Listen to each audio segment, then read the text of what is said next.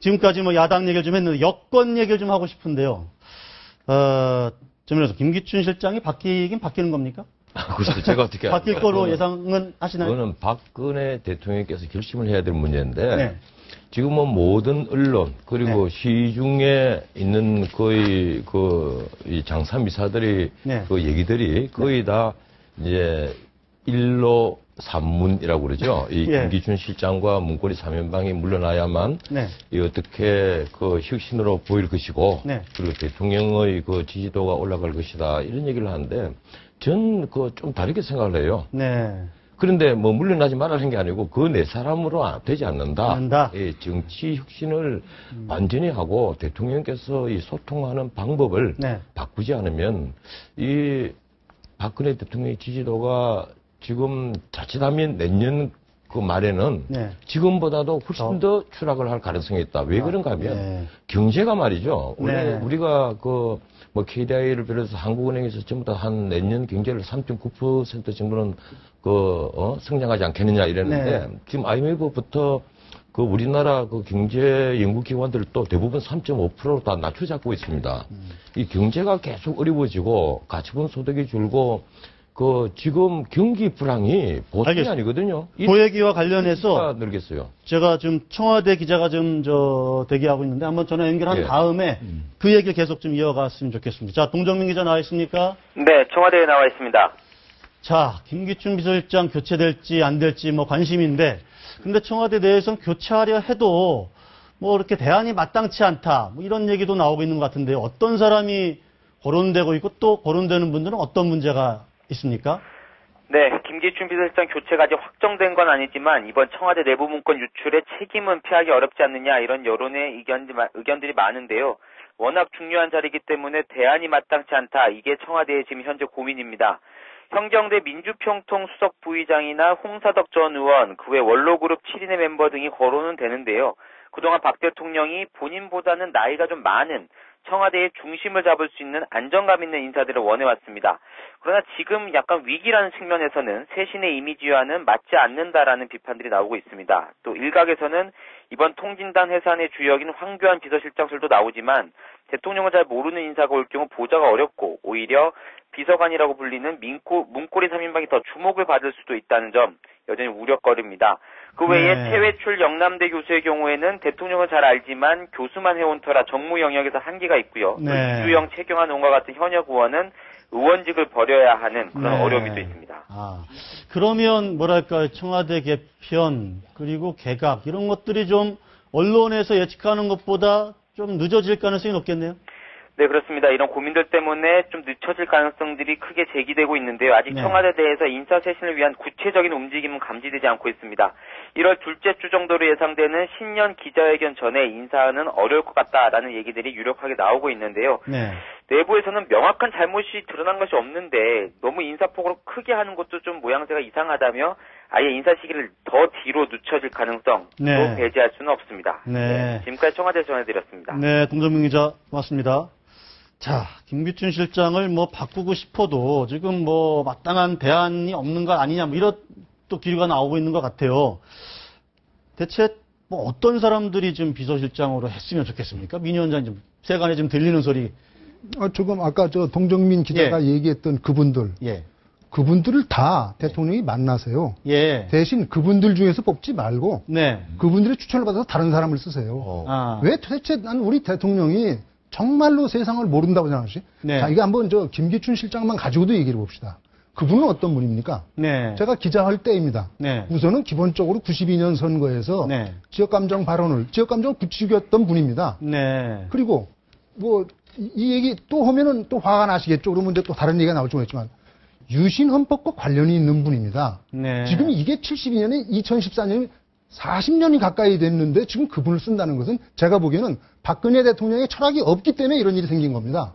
그렇다면은 이제는 뭔가 박근혜 대통령의 철학이 없다면은 좀 더 철학이 있고 네. 앞으로 대한민국의 먼 미래를 보기 위해서는 어떻게 비서실 운영해 나가야겠다라는 정도의 소신과 철학이 있는 분을 모시고 와야 한다. 저는 그렇게 생각합니다. 그 부분은 조금 민 선생님이 너무 심하게 말씀하시죠. 대통령이 철학이 없다 그러면 그건 좀 너무 심한 얘기 같고 사람을 뽑을 대신 때 반론을 인사의 그 성공작이 별로 안 보였어요. 몇 번 예. 황교안 법무 같은 경우 진짜 잘한 것 같은데 네. 많이 이제 오히려 더 실패한 경우가 많았잖아요. 예. 비서실장 경우는 저는 그렇게 봅니다. 네. 이 유능한 제왕은요 자주 개각을 하는 거예요. 네. 한비자에 나오지만 오랫동안 하면은 거기에 고인물이 썩듯이 네. 그냥 자주 개각을 해서 충성 경쟁을 시키는 게 기본입니다. 네. 근데 타임을 좀 놓쳤어요. 네. 이게 맞물려 가지고 최근에 또 무슨 십상시권 이렇게 돼 가지고 이 타임이 여기서 하면은 그거를 그냥 지금 뭐 검찰 발표도 안 나왔는데 네. 그냥 시기를 좀 난 보는 거라 이렇게 보고 네. 다만 기왕에 지금 민 선생님 지적한 대로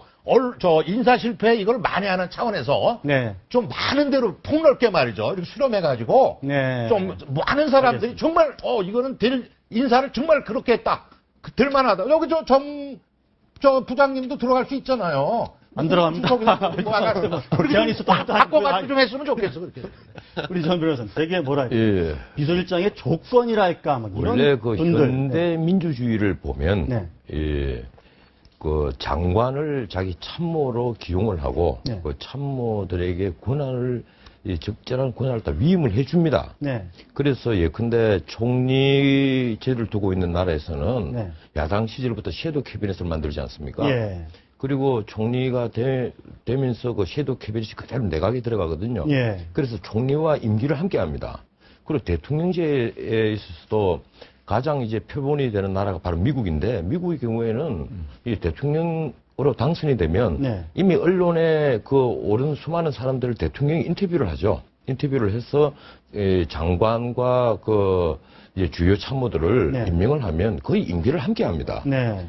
그게 이제 행정부가 이제 정상적으로 정책을 돌아가는, 책임지는 네. 책임정치거든요. 네. 우리는 지금 장관을 바꾸고 개혁을 하는 것이 항상 뭔가 하면 정부를 쇄신해서 다시 지지도를 올리기 위한 하나의 명분을 한다는 거예요.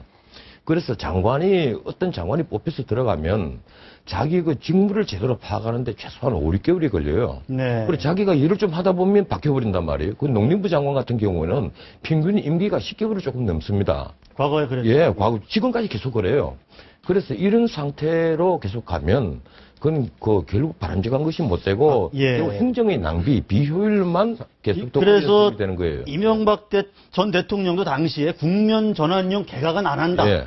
뭐 그러면서 했는데 사실 지금 국면 전환이 약간 필요한 거 아닙니까, 지금? 그런 것 같습니다. 근데 아시다시피 지금 문제가 되는 것이 두 가지 아닙니까? 하나는 청와대 개편이고 예. 하나는 내각 개편인데 네. 사실 지금 필요한 것은 어떻게 보면은 내각 개편이 조금 더 필요한 것 아니었습니까? 실질적으로 지난 올해 있었던 세월호 사건 이후에 네. 그 국무총리를 비롯해서 이렇게 개각을 하려고 했는데 두 번의 어떤 그런 총리 후보에 대한 인사 파동을 거치면서 어떻게 떠밀려 지금까지 왔기 때문에 네. 그 와중에 파도가 하나 더 왔는 것이 이 그 정인의 문건 파동으로 해서 어떻게 보면 그와 거의 동조화돼 가지고 두 가지 문제가 같이 맞물려 버렸는데요. 네. 결국 그렇다고 하면은 이 시점에서 대통령이 그럼 청와대 개편과 내각 개편을 같이 할 것이냐 아니면 네. 그걸 시간적 순서를 두고 할 것이냐 이게 문제가 되는데 지금 이슈는 뭐 내각 개편이 문제가 아니고 좀 전에 말씀하신 거는 청와대 비서진 개편이라 생각을 했는데 네. 지금 전 변호사님께서 말씀하신 거는 내각이었습니다만 네. 실질적으로 대통령제 하에서 어떤 이 내각이 아닌 비서실 같은 경우에 한마디로 비서입니다. 비서 네. 같은 경우에는 대통령이 자기한테 좀 편한 사람을 쓰는 것이 네. 맞고 내각 같은 경우에는 엄격한 그 검증을 거쳐서 인사청문회를 거쳐서 그 임명을 하는 것이지만 청와대 같은 경우에는 대통령이 본인이 좀 쉽게 항상 지근거리에서 보좌를 하는데 편하게 쓸 수 있고 네. 하는 사람에 대해서 조금 국민들이 허용해주는 그런 점도 좀 고려해야 된다는 저는 아니, 생각합니다. 저도 한 말씀 드리면 총리 얘기를 섞어서 좀 예, 말씀해 예, 주시죠. 예. 예. 그러니까 이게 서양에 지금 자꾸 전 변호사님 미국의 이 모델을 자꾸 말씀하시는데 한국은요 동양 전례 정치 문화에서 보는 게 저는 옳다고 봅니다. 어느 게 좋은지 모르겠지만은 아무튼 이런 관점에서 보면은 영의정 정승 판서 정도 되면요 지사 사물을 아는 지사가 아니라 지인 사람을 아는 거면 됩니다. 몇 달 만에 바꿔도 돼요. 대통령의 의지만 정확하고 저거 하면은 그 밑에 차관급 참판 이하에 여기서 이것만 잘만 하면 됩니다. 유능한 사람들을 딱 고시제도 뭐 이렇게 해서 하고 위에 저거에 사람을 우리 지역 사람 내 사람 네. 이게 아닌 공평한 인사만 할 줄 알면 돼요. 큰 틀에 잡아주고 저는 그렇게 봅니다. 알겠습니다. 미국식하고 좀 달라요. 네, 알겠습니다. 예. 지금 뭐 아마 우리 예. 다들 의견이 같을 거라고 보는데 네. 지금 아까 우리 최 변호사님 말씀하신 것은 이 내각이나 비서실이나 평상시 아무 문제가 없을 때 얘기입니다. 그것은.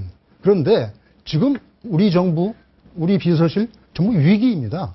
국정농단의 문제를 가지고 뭐 이상한 문건이 나왔다가 지금 어쨌든 비서진들이 암투를 벌였던 거 아닙니까? 그러니까 여기도 위기고 내각도 지금 우리 국민들 중에서 뭐 총리는 저 세월호 사건 이후에 유임하셨으니까 그렇지만 웬만한 장관들 이름 이제 다들 모르고 있습니다.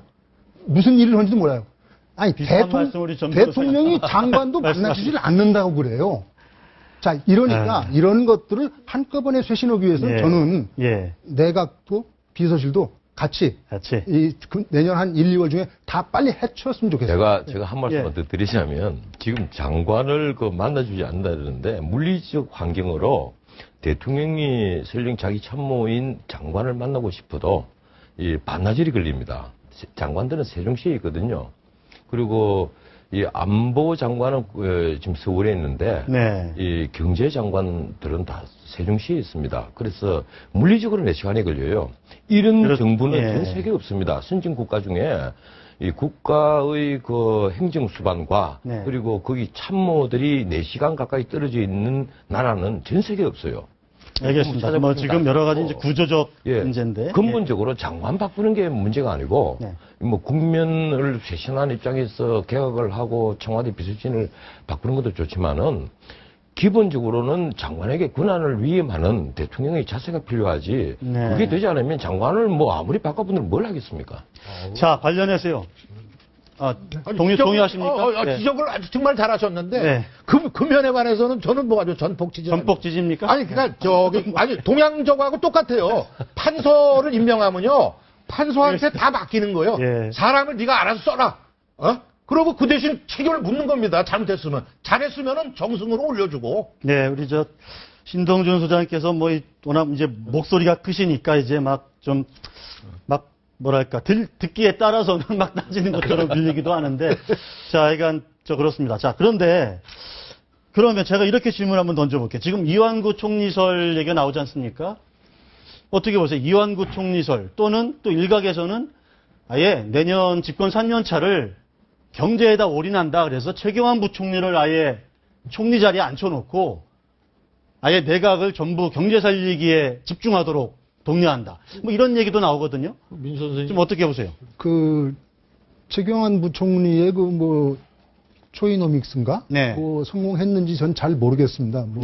그런데 별로 성공했다는 얘기는 들리지 않고요. 그다음에 좀 중요한 것은 대통령의 의지이지 지금 아까 말씀하신 것처럼 장관들이나 총리나 이것은 아닌 거라고 봅니다. 그러니까 대통령이 뭐 모든 걸 다 할 수는 없잖아요. 지금 그러니까요. 그렇다면은 정말 믿을 사람을 데리고 들어와 가지고 그분한테 난 당신한테 모든 것을 맡깁니다라는 것을 보여줘야 되는데 제가 아까 이제 이 말씀하신 거 잠깐만 연결해 줬습니다. 가령 이 정부는 경제민주화를 바탕으로 해서 출범한 정부입니다. 경제민주화가 선거 공약에 굉장히 중요한 저거였습니다. 그런데 지금 경제민주화는 실종됐습니다. 그 경제민주화를 위반했던 사람조차가 실종이 됐습니다. 그런데 그렇습니다. 그다음에 인사입니다. 이 정부는 또 국민 대통합 100% 대한민국을 국민들한테 약속하고 출범한 정부입니다. 근데 그것도 실종됐습니다. 그러니까 그런 것들을 되찾는 인사를 먼저 해야 됩니다. 최경환이나 이완구냐가 문제가 아니고 지금 본인이 약속했던 것부터 집권 3년 차 이제 절반을 넘어가는 거 아닙니까? 절반을 넘어갈 때는 거기서부터 내가 약속을 지킨다는 의미에서부터 개각과 비서실 개편을 단행해야 한다. 저는 이렇게 봅니다. 두 분 율사분이시니까 저거 민법에 사정 변경 원칙 있잖아요. DJ가 DJP 연합의 내각제 깰 때 사정 변경의 원칙을 얘기를 들었어요. 정치라는 것은 상황에 따라서 공약할 때가 다르고 집권했을 때 또 상황이 바뀌는 거 아닙니까? 그걸 그대로 가면 나라 망치려고 작정했어요. 마키아벨리가 그러면 망한다고 그랬잖아요. 그러니까 상황이 바뀌었으니까 이왕이면은 다 공약대로 하면 다 아이디어라고 좋은 건데. 그렇지만. 아니, 이게 지금 막 피를 수술해야 되는데 위험해서. 경제민주화를 조금 뒤로 나중에 하겠다. 알겠습니다. 이런 취지니까. 무슨 취지인지 알겠고. 이거 굉장히 중요한 얘기니까 제가 한 말씀 드릴게요. 이 경제민주화가 대통령 선거 기간에 이제 화두로 등장을 했고, 이 김종인 그 박사를 비롯해서 이 비대위에 새로 네. 들어온 세력들이 그 얘기를 많이 했었어요. 네. 야당도 그 얘기를 하고. 그래서 지금 보편적 복지라는 복지 정책을 다 받아들였지 않습니까? 예. 예. 지금 새누리당에서 무상급식뿐 아니라 무상보육 그리고 기초노령연금까지 다 하거든요. 그것도 다 경제민주화 정책에 맞추어서 그 입안된 그 정책들입니다. 네. 그리고 기본적으로 경제민주화라는 용어를 바라보는 시각이 김종인 박사와 박근혜 대통령이 달랐던 거예요. 뭔가 하면 김종인 박사는 바로 채널의 이 현장에서 얘기를 했습니다. 기업 같은 경우에 과거에 독일 삼인당 시절에 산별 노조가 주장하는 그 얘기를 한 거예요. 노조가 기업 경영에 참가하는 것이 경제민주화다. 이걸 새누리당 국회의원 152명이, 당시에 152명인데, 한 명도 모르고 있다. 이 얘기를 네. 바로 이 자리에서 했습니다. 그런데 박근혜 대통령이 알고 있는, 이해를 하고 있는 경제민주화는 바로 공정거래 질서를 회복하는 겁니다. 그리고 동반성장하는 것이고, 네. 그 얘기는 박근혜 대통령이 수차례 했어요. 중소기업을 살리자는 얘기를 하고 있고, 지금도 하고 있는 거예요. 그래서 야당이나 김종인 씨가 지금 경제민주화를 아직도 노조가 기업 경영에 참가하는 것으로 이해를 한다면 그건 바로 사회민주주의를 넘어선 사회주의에 근접한 아이디어입니다. 독일도 그렇게 하지 않습니다. 독일도 알겠습니다. 감사위원회에만 노조가 참여를 하지 기업 경영에 참가하는 노조가 없어요. 아까 말씀하신 예. 경제민주화에 대해서 얘기했는데 지난 대선 때 또 하나의 키워드가 아까 말씀하신 보편적 복지 아니겠습니까? 네. 지금 아시다시피 올해 그 계속 문제가 되는 것이 보편적 복지 얘기를 하다가 파산나겠다. 지금 이런 얘기가 나오지 않습니까? 좀 전에 그 박사님 말씀하신 것이 바로 사정 변경이란 것이 어떻게 보면 그 박근혜 정부가 들어선 이후에 보편적 복지에 돈을 쏟아붓다 보니까 지금 와가지고 주머니가 거의 비어가고 있다는 것이죠. 이 상황에서 아까 우리 이슈 중에 제일 처음이 문재인 후보가 나와가지고 뭐라고 했지 않습니까? 복지만이 아니고 경제 성장에도 유능한 정당을 만들겠다. 야당조차도 보면은 보편적 복지에서 수정하려는 움직임이 있고 네. 경제 성장 쪽에 방점을 찍는 상황이라고 한다고 하면은 그런 취지에서는 경제에 올인하는 것도 상당히 맞지 않는가 하는 생각을 해봅니다. 자, 알겠습니다. 두 분 변호사님 말씀을 들으니까 직접 여기서 들으셨다니까 제가 할 말은 없지만 그렇다면은 그 부분을 제가 다 인정하겠습니다. 그렇다면은 대통령이 국민에게 설명을 해요. 설명이 필요하다. 네. 지금 우리 대통령이 국민에게 이러한 것을 설명한 적이 있느냐 이겁니다. 난 이거 굉장히 중요한 문제라고 생각합니다. 지금 제가 한 가지만 딱 첨언을 할게요. 예, 지금 말씀하신 데 대해서 지금 곳간이 비어가는 것이 아니고 빚을 내서 보편적 복지를 합니다. 박근혜 정권 들어와서도 중앙정부 채무가 매년 40조에서 50조씩 증가를 하고 있습니다. 올 연말 되면 아마 530조에서 540조 가량이 될 거예요. 예, 그렇게 해서 빚을 내서 보편적 복지를 하거든요. 앞으로 야당이든 여당이든 이 보편적 복지를 계속하려면 성장을 하든가 아니면 다른 특단의 방법을 예컨대 세금을 엄청 거두든가 하지 않으면 안 돼요. 세계적인 자. 경기가 불경기니까 공간이 예. 지금 비어 제가 있잖아요. 알겠습니다. 제가 복지는 총리 후보로 이완구 원내대표 최경환 부총리가 물었는데 하여간 근본적인 논쟁으로 좀 흘러갔습니다. 이 얘기는 이 정도로 하시고요.